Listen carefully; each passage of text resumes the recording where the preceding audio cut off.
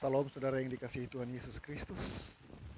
Jumpa kembali dengan saya Agustinus Bunga di dalam Renungan Harian Kristen di bawah judul Pondasi Kebenaran. Dalam suatu hal pada khotbah di atas bukit, Yesus membicarakan tentang nabi-nabi palsu. Ia juga menunjukkan kebodohan pekerjaan jika kehidupan tidak memenuhi syarat-syarat pekerjaan.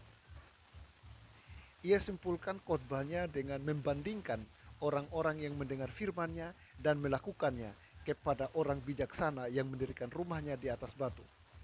Rumahnya dapat menahan hujan, banjir, dan angin. Sebaliknya, orang yang mendirikan rumahnya di atas pasir, ia samakan kepada orang yang mendengar firman-Nya tetapi tidak mau menurut. Rumah itu tidak tahan. Moral mendengar dan melakukan firman Kristus. Poin yang pertama di sini, apa reaksi orang kepada ajaran Yesus? Dan setelah Yesus mengakhiri perkataan ini, takjublah orang banyak itu mendengar pengajarannya. Sebab ia mengajar mereka sebagai orang yang berkuasa, tidak seperti ahli-ahli Taurat mereka. Matius pasal 7 ayat 28 sampai ayat 29. Bapak Ibu Saudara yang saya kasihi di dalam Tuhan Yesus Kristus, seseorang yang dipakai Tuhan menjadi hambanya, jelas ia diperlengkapi dengan tanda-tanda.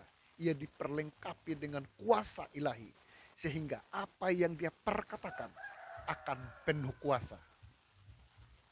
Ya.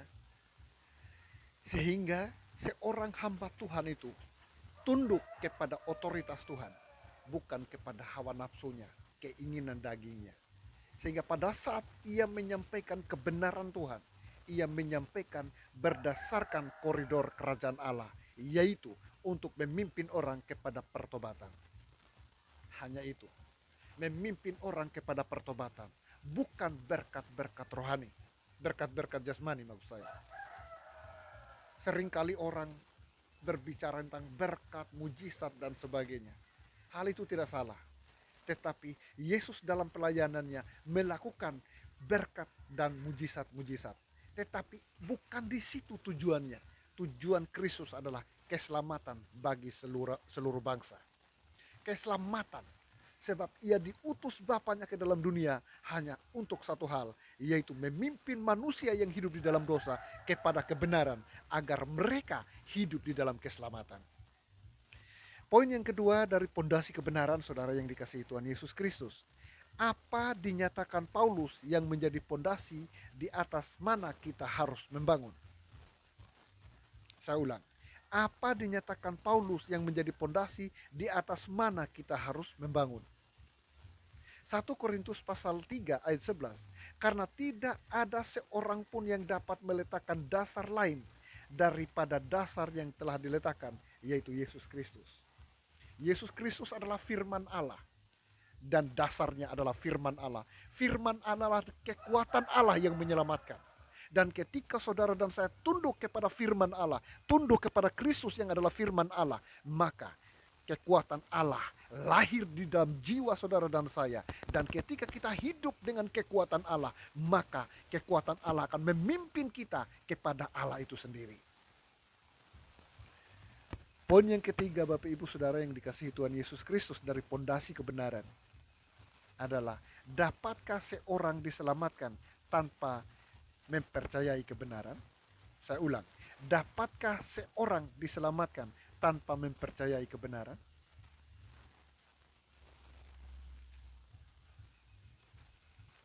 Akan tetapi kami harus selalu mengucap syukur kepada Allah karena kamu, saudara-saudara yang dikasihi Tuhan, sebab Allah dari mula telah memilih kamu untuk diselamatkan dalam roh yang menguduskan kamu dan dalam kebenaran yang kamu percaya.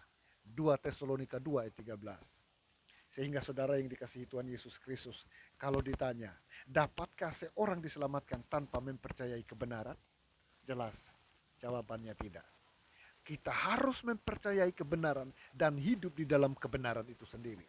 Maka kita akan memperoleh keselamatan. Ya. Sebab kebenaran akan memimpin kita kepada Allah.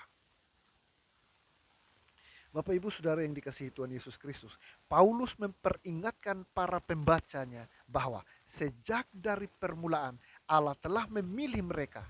Ini bukanlah pilihan sewenang-wenang. Pilihan ini tergantung pada penyucian orang-orang yang dipilih. Penyucian dilakukan oleh Roh Kudus. Ya, saya ulangi saudara yang dikasihi Tuhan. Paulus memperingatkan para pembacanya bahwa sejak dari permulaan Allah telah memilih mereka. Ini bukan pilihan sewenang-wenang. Pilihan ini tergantung pada penyucian orang-orang yang dipilih. Penyucian dilakukan oleh Roh Kudus. Karena itu saudara yang dikasihi Tuhan Yesus Kristus, berilah dirimu dipimpin oleh Roh Kudus dan relakanlah dirimu diproses supaya ada penyucian dan perubahan hidup dari kehidupan manusia lama kita kepada kehidupan manusia Kristus. Poin yang keempat dari pondasi kebenaran, saudara yang dikasihi Tuhan Yesus Kristus. Menurut nasihat Paulus kepada Titus, ajaran apa yang harus diberitakan para pengkhotbah. Tetapi engkau beritakanlah apa yang sesuai dengan ajaran yang sehat.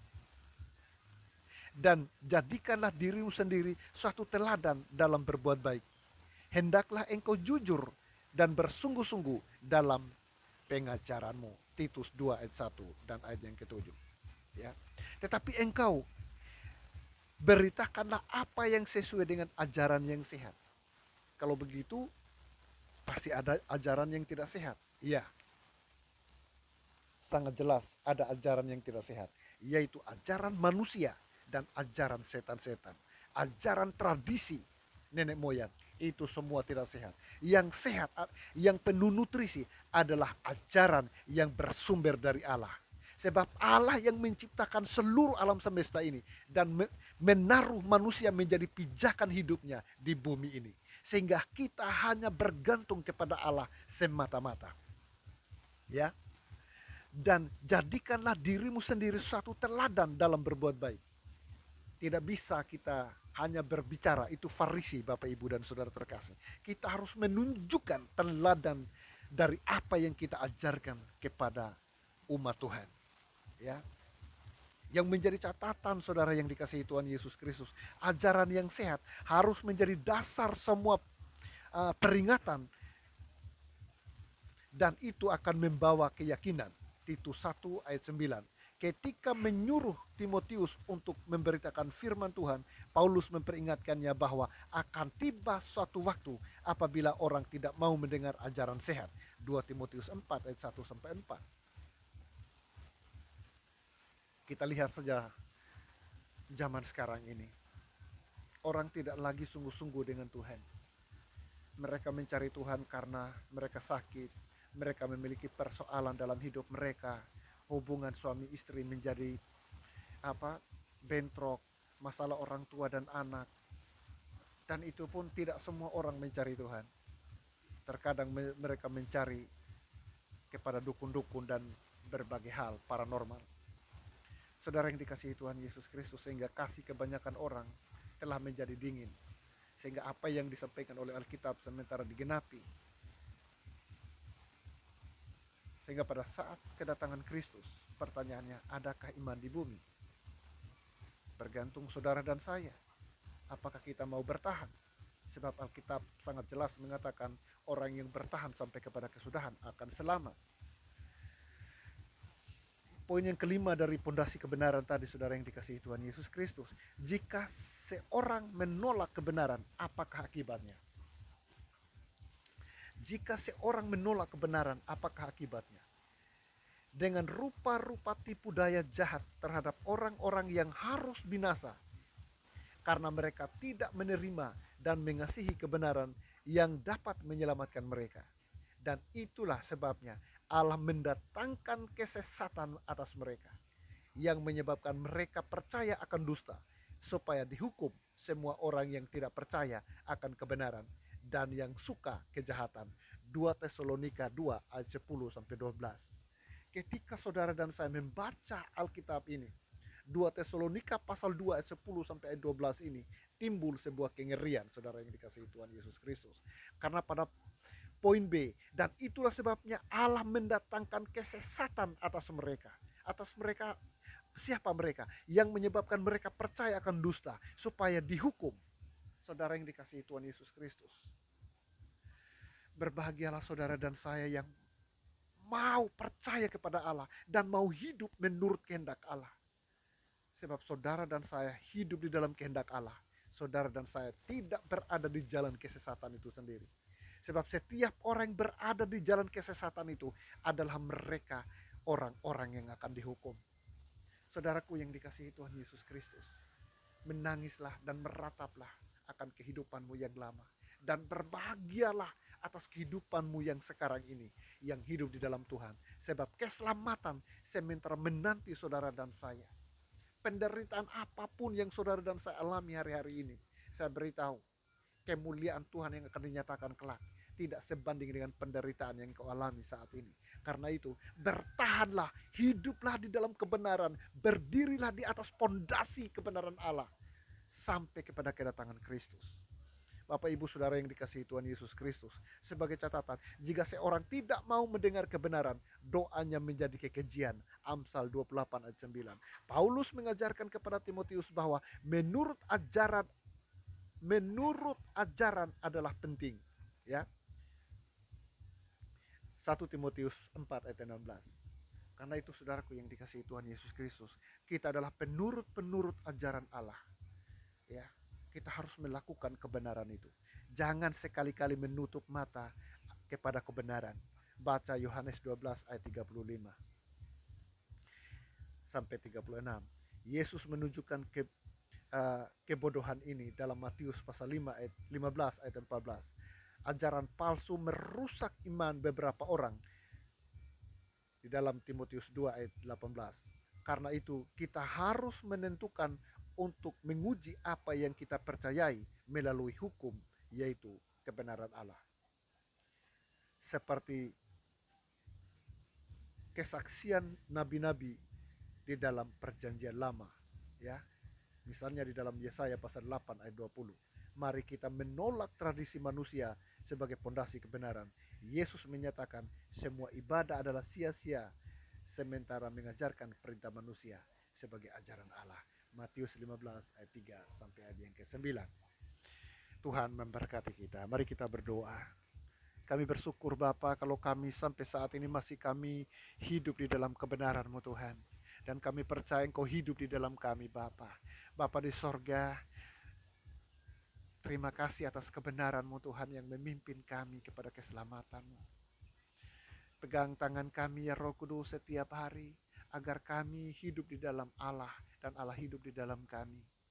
Bapa di sorga, kami juga berdoa untuk pasangan hidup kami, untuk anak-anak kami, keluarga besar kami Tuhan. Kami percaya tangan Tuhan terus menolong dan memberkati kami. Berkat bagi kami adalah kebenaran Tuhan. Berkat bagi kami adalah kehadiran Tuhan dalam kehidupan kami. Di saat persoalan kami hadapi, kami percaya kekuatan Tuhan memberikan kepada kami agar kami dapat melewati persoalan demi persoalan, bukan meniadakan persoalan. Sebab kami percaya persoalan yang Tuhan izinkan untuk kami alami adalah suara pengeras suara Tuhan, bahwa sesungguhnya Tuhan sangat dekat dengan kehidupan kami. Persoalan yang Tuhan izinkan dalam kehidupan kami adalah proses Tuhan supaya kami menjadi manusia-manusia yang kuat di dalam Tuhan. Terima kasih Bapa, buat kami mengerti setiap apa yang kami alami, baik itu persoalan, tantangan, ataupun kebahagiaan yang harus kami alami Tuhan. Buat kami mengerti semuanya itu apa tujuan Tuhan dalam hidup kami, sehingga semuanya itu kami alami Bapa. Terima kasih Bapa, ini yang menjadi doa kami Tuhan. Ini yang menjadi harapan kami ya Bapa. Terima kasih Bapa, hanya di dalam nama Tuhan Yesus kami berdoa kepadamu ya Bapa di surga. Haleluya, amin.